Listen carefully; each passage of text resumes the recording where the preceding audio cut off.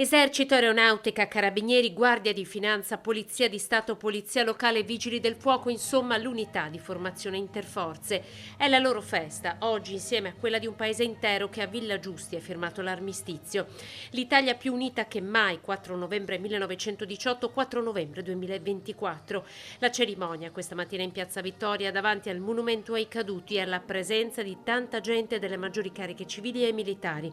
Accanto al prefetto di Treviso, Angelo Sidoti, nella deposizione delle corone d'alloro a quanti hanno sacrificato la vita per la libertà, il sindaco Mario Conte, il presidente della provincia di Treviso Stefano Marconi, il colonnello Marco Fiore, comandante del presidio militare di Treviso.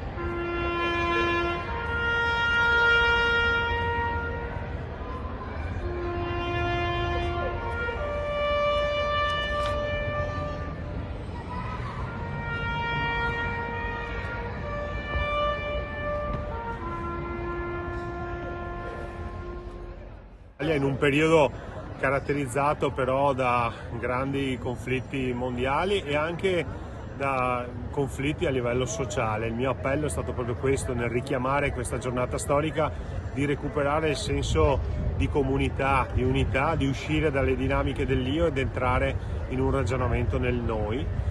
Così potremo affrontare le sfide del futuro. Nelle parole del sindaco Mario Conte, la tragedia che ha seminato morte e devastazione a Valencia, il cambiamento climatico come consapevolezza collettiva a cui deve fare seguito un impegno altrettanto collettivo.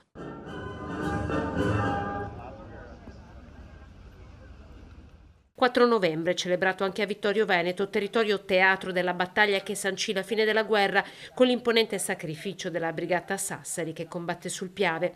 In questa giornata il più riconoscente e commosso pensiero va a coloro che sono caduti sacrificando le loro vite per l'Italia, ha detto il sindaco Mirella Bagliana.